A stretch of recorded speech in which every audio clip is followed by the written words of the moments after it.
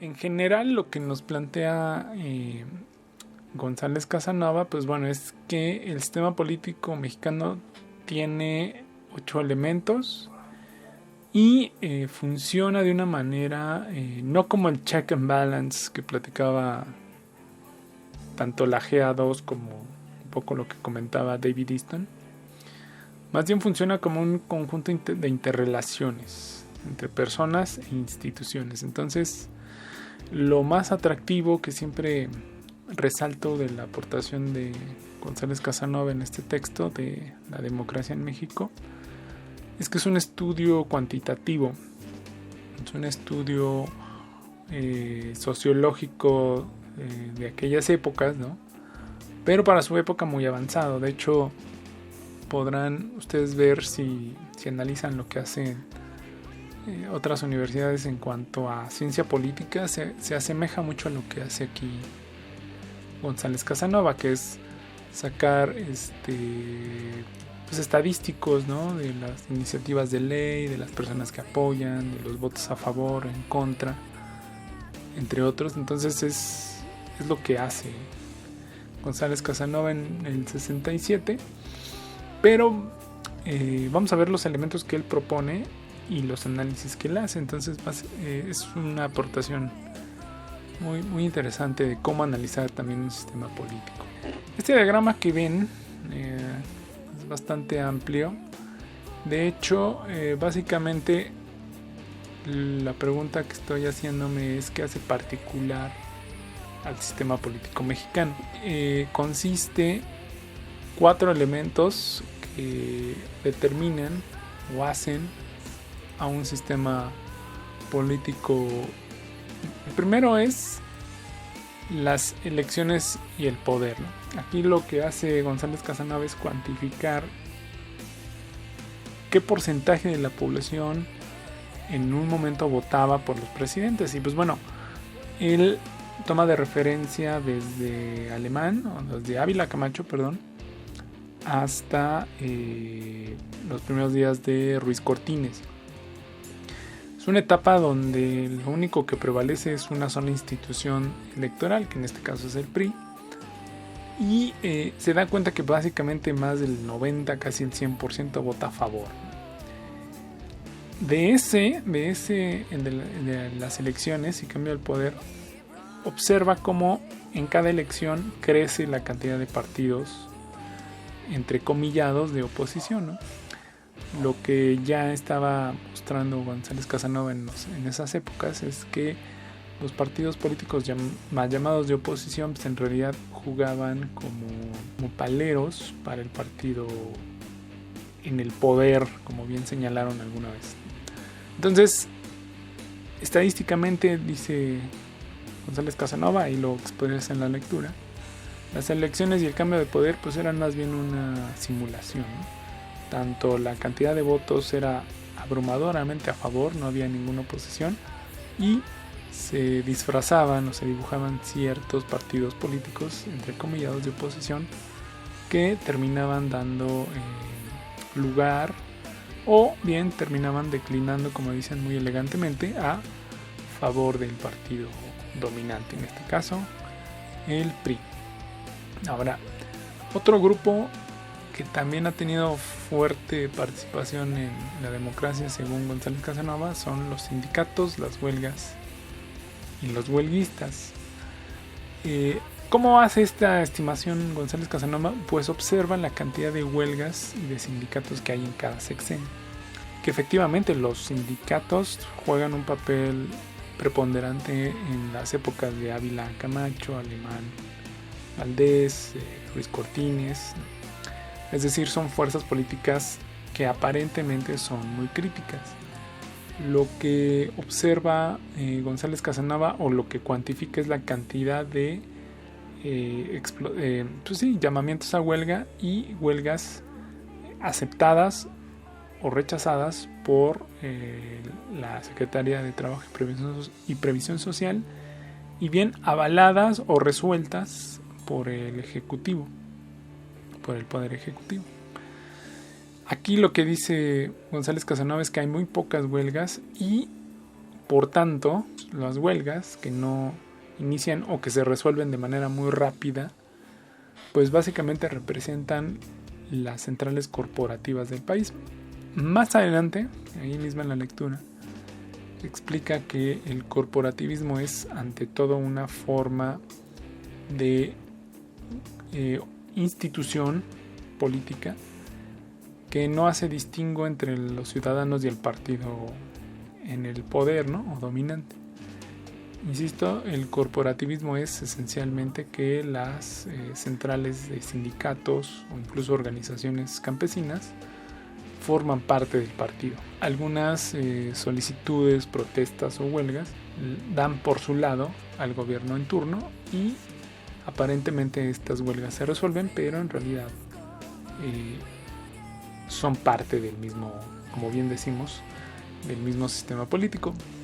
Por otro lado, y esto sí se sigue haciendo, algunos periodistas, o algunos con más formación, otros con no tanta, pues sí, siguen señalando cómo la relación entre el presidente y el Congreso puede ser muy lineal.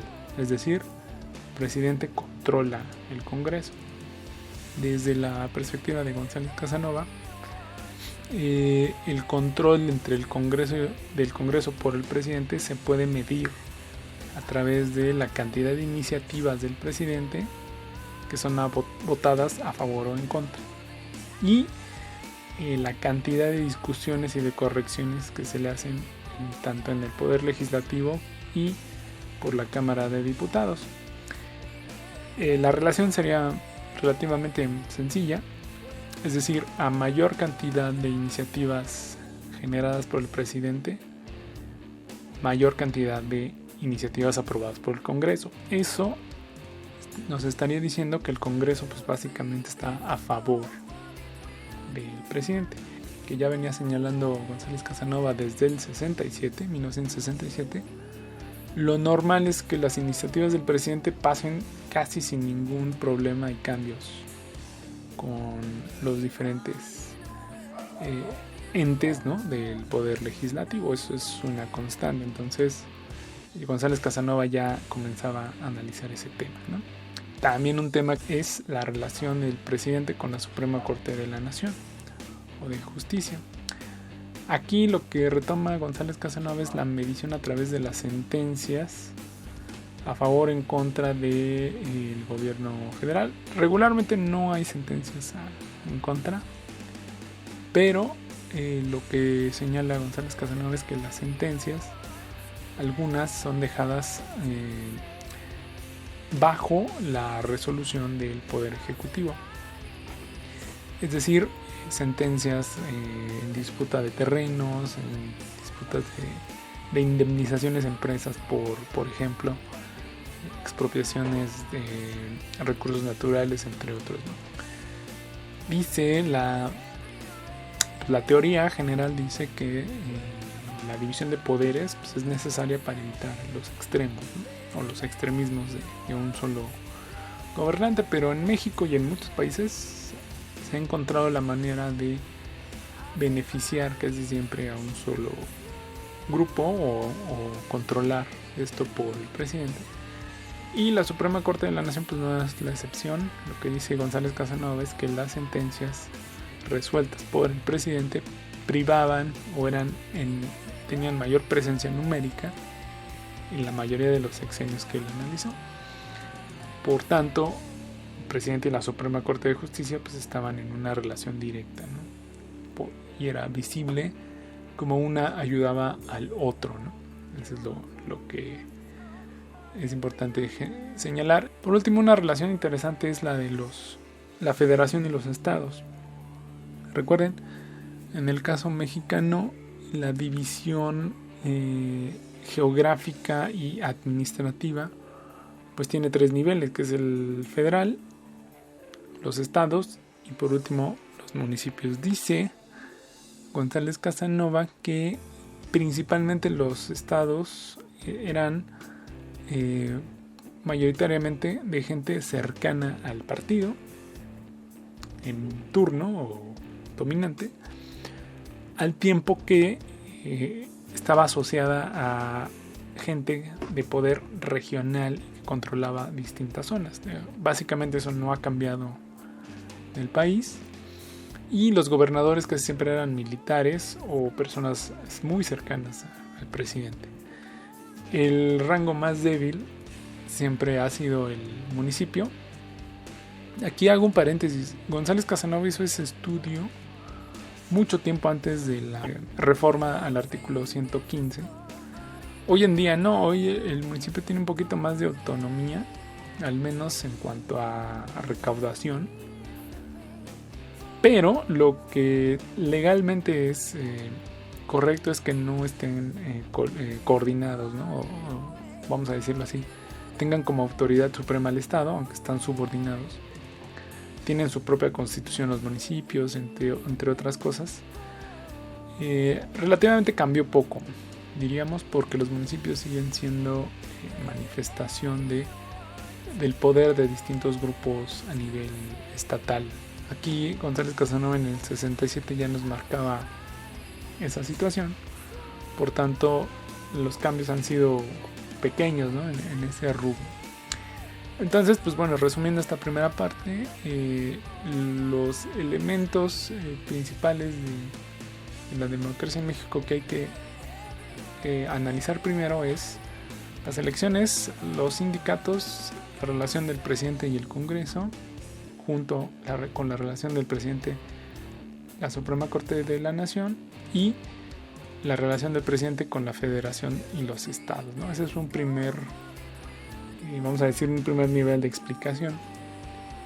Esto se puede cuantificar, se puede ver cuántos estados están a favor de dicho partido o cuántos estados están en contra, o bien cuántos municipios están a favor de tal o cual partido, ¿no? Ahí es como cuantifica González Casanova distintas situaciones en este nivel de federación.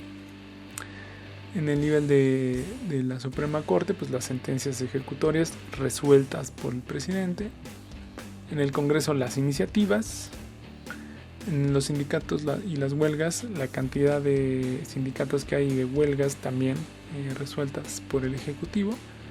Y por último, en las elecciones, pues la cantidad de personas que votan a favor del partido, ¿no? Todo esto te da un panorama general de quiénes son, como dicen en inglés, los stakeholders, ¿no? O los elementos de decisión en un sistema político. En el caso mexicano serían estos. Vamos a listar, pues bueno, cuáles son los principales, como dice González Casanova, los factores del poder. ¿Sale? ¿Quiénes son los factores del poder? Bueno, González Casanova llama a estos 4 elementos como los factores del poder, es decir, quiénes son los que juegan papeles relevantes en la decisión. Como ustedes ven acá, aquí estamos hablando de instituciones, ¿sale? Las elecciones, tanto las huelgas, estamos hablando de instituciones, básicamente.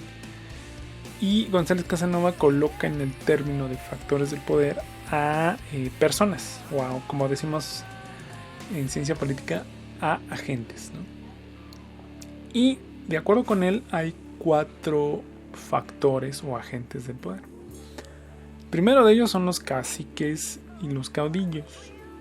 ¿Qué es esto? Bueno, en primer lugar, los caudillos y los caciques son el resabio, o más bien lo que queda de aquellos líderes y militares revolucionarios, o bien representantes de la familia revolucionaria o sonorenses, quienes llevaron o fueron el rostro y el cuerpo de la revolución contra Porfirio Díaz.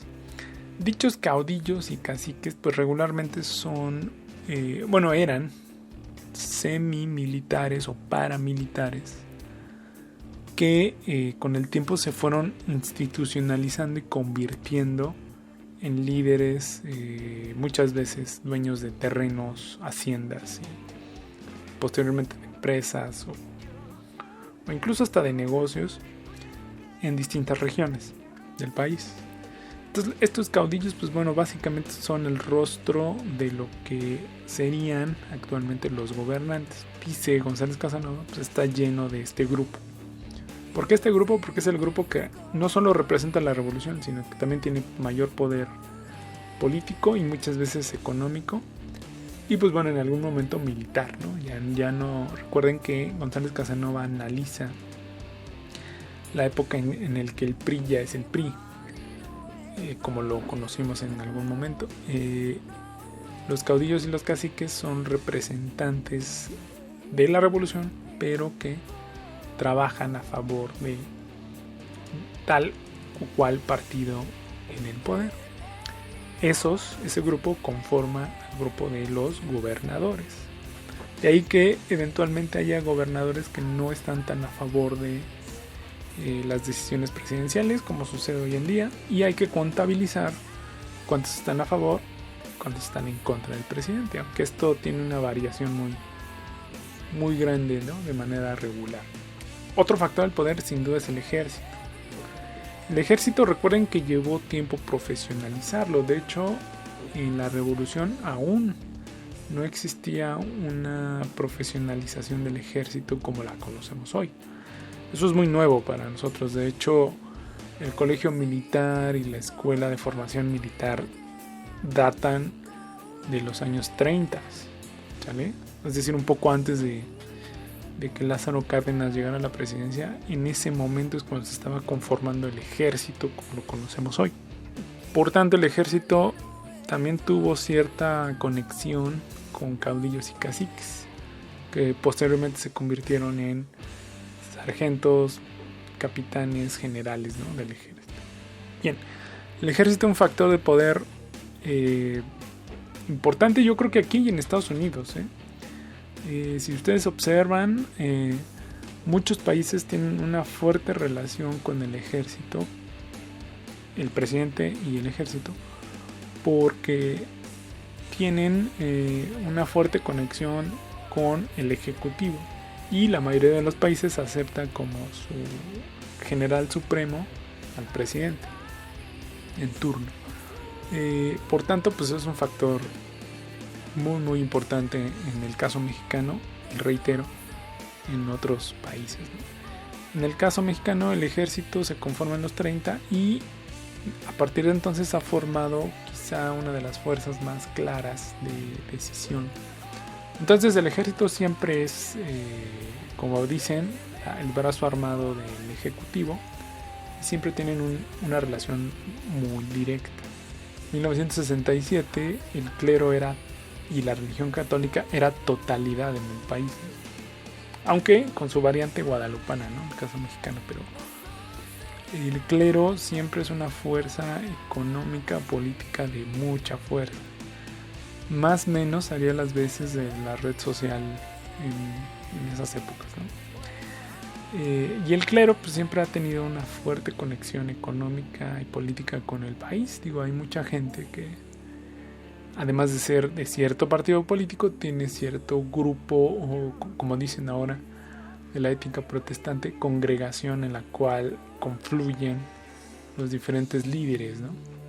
Finalmente, les recomiendo que lean a Manuel Castells en el texto que se llama The Network Society o La Sociedad Red. En los principios del 2000 decía que había nodos de decisión, y a veces eran clubs de golf o bien clubs muy exclusivos y excluyentes, ¿no? De las ciudades. Yo diría que incluso ya hay que considerar a las, como dicen, congregaciones o grupos religiosos como ciertos nodos de decisión, porque ahí acuden no solo la feligresía, ¿no? Sino también gente económica y políticamente poderosa a decidir y a acordar ciertas situaciones. El clero sigue siendo quizá uno de los puntos centrales que el gobernante tiene que tomar para evaluar lo que va a hacer y lo que puede hacer, ¿no? Ok, por último, otro de los factores del poder es sin duda los empresarios. Aquí la discusión es muy fuerte porque teniendo como referente el caso mexicano y el caso estadounidense, sin duda los empresarios juegan un papel muy importante. ¿Cuál es ese papel? Pues el papel no solo de stakeholder o de ente decisor económico, sino también como aprobación o no de ciertas leyes, aprobación o no de ciertas acciones a nivel local, o bien como grupo que presiona a los gobiernos locales a favor del gobierno federal o estatal o viceversa, ¿no? Los empresarios siempre juegan un papel importante, son un grupo que decide y que puede o no aprobar ciertas acciones a nivel local, municipal o bien a nivel estatal. En conjunto, esto es lo que determina el sistema político, diría González Casanova, es decir, cuando acontece algo, nosotros como observadores tenemos que ver qué relación hay entre las elecciones, si hay sindicatos de por medio, cómo está el tema de las iniciativas de ley, la relación de federación, estado, municipio, la relación de la Suprema Corte de Justicia y los factores del poder, es decir, las personas que encarnan dichas instituciones. Ahí es como podemos ver las diferentes decisiones y procesos del sistema político. Lo relevante con González Casanova es que esto se puede cuantificar, ¿no? Ves cantidad de población que votó a favor, cantidad de sindicatos y huelgas, cantidad de iniciativas, cantidad de resoluciones ejecutorias, entre otros, ¿no? Es lo que podemos ver.